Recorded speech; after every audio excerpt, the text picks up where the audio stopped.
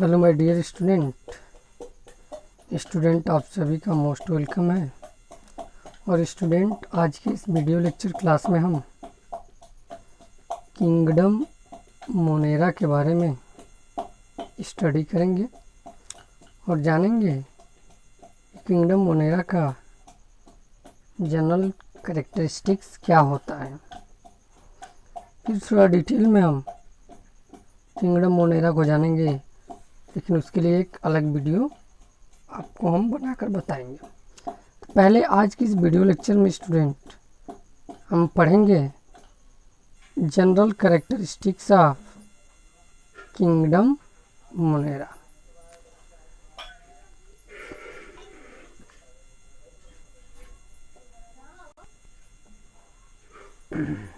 तो dear student, kingdom जो Monera है,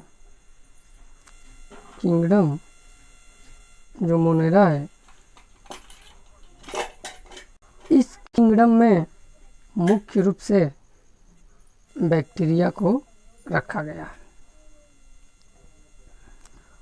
और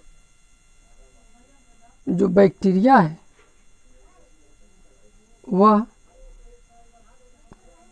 मोस्ट एबंडेंट पाए जाने वाला माइक्रो ऑर्गेनिज्म है और ये स्प्रिंग में भी रह सकता है, डिजर्ट में भी रह सकता है, स्नो में भी रह सकता है, यानी डीप इन ओशियन में भी रह सकता है जहाँ पर लाइफ पॉसिबल नहीं है।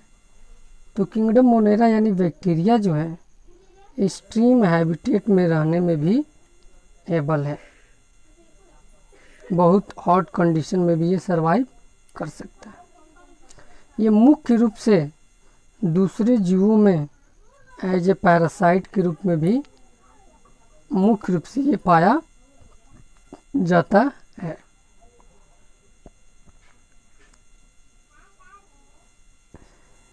किंगडम मोनेरा के जो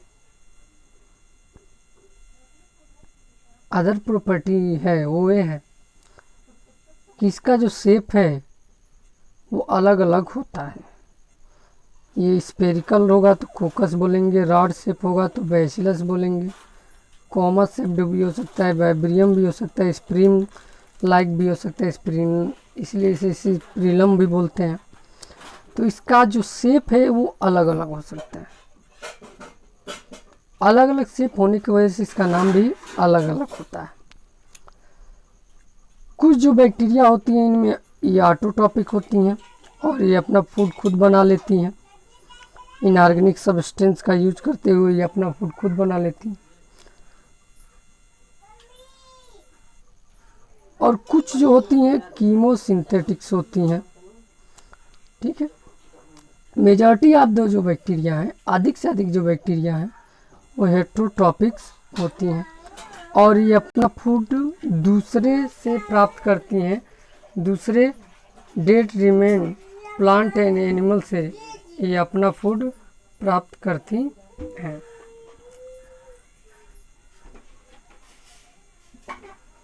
तो ये बैक्टीरिया का कुछ जनरल कैरेक्टर हैं, जैसे कि बैक्टीरिया जो है ये मोस्ट प्रिमिटिव ऑर्गेनिज्म है और इसलिए इसे किंगडम प्रोकैरियोट में रखा जाता है, क्योंकि प्रो मतलब एंशिएंट यानी प्रिमिटिव भी होता है, तो प्रिमिटिव ऑर्गेनिज्म है।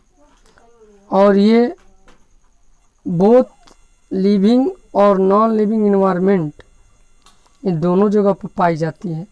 लिविंग इन्वायरमेंट में भी पाई जाती है और नॉन लिविंग इन्वायरमेंट में भी पाई जाती है। ये बहुत ही एक्सट्रीम हॉट क्लाइमेटिक कंडीशन में, जहाँ पर लाइफ पॉसिबल उतना नहीं हो सकता, उस कंडीशन में भी ये सर्वाइव कर सकती हैं। जैसे हॉट स्प्रिंग में, एसिडिक सॉइल में भी ये सर्वाइव कर सकती हैं ये बैक्टीरिया जो है, यानी किंगडम मोनेरा से जो बिलोंग करने वाले ऑर्गेनिज्म हैं। ये मुख्य रूप से यूनिसेलुलर्स होते हैं और इनमें मेम्ब्रेन बाउंड ऑर्गेनेल्स और न्यूक्लियस से सब क्या होती हैं, एब्सेंट होती हैं। इनमें डीएनए तो पाया जाता है डबल स्ट्रैंडेड, लेकिन इनमें डीएनए न्यूक्लियस में नहीं पाए जाने के बजाय ये साइटोप्लाज्म में एक स्पेसिफिक जगह पर, साइटोप्लाज्म में सस्पेंड रहता है एक स्पेसिफिक जगह पर, और उस स्पेसिफिक जगह को हम क्या बोलते हैं, न्यूक्लियाइड्स कहते हैं।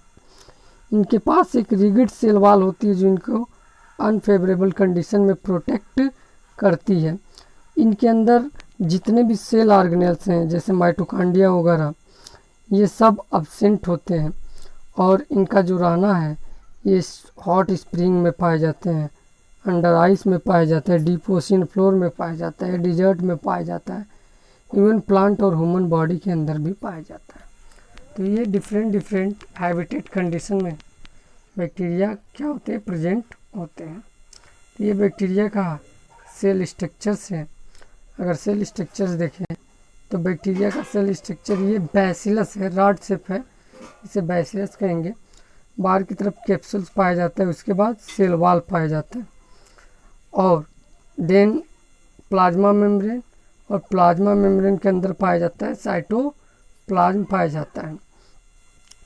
साइटोप्लाज्म में राइबोसोम्स पाए जाते हैं, और राइबोसोम के अलावा कुछ एक्स्ट्रा क्रोमोसोमल जेनेटिक मटेरियल भी इनके साइटोप्लाज्म में पाया जाता है, जिसे हम क्या बोलते हैं, प्लाज्मिड कहते हैं। इनके बॉडी के सरफेस के ऊपर क्या पाई जाती है, सेक्स पिलाई या पिलाई पाई जाती है, जो इनको किसी सरफेस या होस्ट से अटैच होने में हेल्प करता है। इसके साथ साथ इनके बॉडी के सरफेस पे फ्लैजेला भी पाया जाता है, जो इनको लोकोमोशन में हेल्प करता है। और इनके साइटोप्लाज्म में एक स्पेसिफिक लोकेशन पे क्या पाया जाता है, तो क्रोमोसोम्स पाए जाते हैं, इसके डीएनए पाए जाते हैं, जिस स्पेसिफिक लोकेशन को हम क्या बोलते हैं, न्यूक्लियोइड्स कहते हैं। तो ये बैक्टीरिया का डिटेल स्ट्रक्चर्स है। तो ये सब स्ट्रक्चर्स बैक्टीरिया के अंदर पाई जाती हैं। अगर स्ट्रक्चर देखें, डिटेल स्ट्रक्चर ऑफ बैक्टीरिया, तो सबसे बाहर की तरफ पिलाइस पाई जाती हैं, उसके बाद क्या पाया जाता है, फ्लैजेला पाया जाता है। और पिलाई और फ्लैजेला किस पे लगे होते हैं, तो सेल वॉल पे, यानी कि सेल मेम्ब्रेन से तो एराइज होते हैं।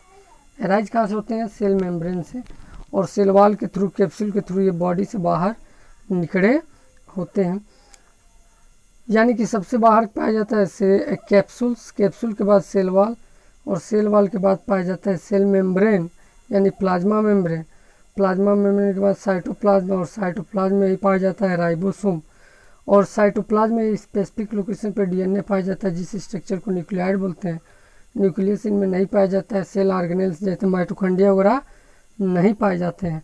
सेल इंक्लूजन भी दूसरे भी ऑर्गेनिक और इनऑर्गेनिक सब्सटेंस साइटोप्लाज्म में पाए जाते हैं। इसके अलावा न्यूक्लियोइड में जो क्रोमोसोम यानी डीएनए जो पाया जाता है, उसके अलावा भी इनके साइटोप्लाज्म में कुछ स्पेसिफिक जो होते हैं डीएनए होते हैं, उनको हम क्या बोलते हैं, प्लाज्मिड बोलते हैं, यानी एक्स्ट्रा क्रोमोसोमल जेनेटिक मटेरियल, जिसको हम क्या बोलते हैं, प्लाज्मिड बोलते हैं। तो आज हमने देखा general characteristic and structure of the kingdom Monera.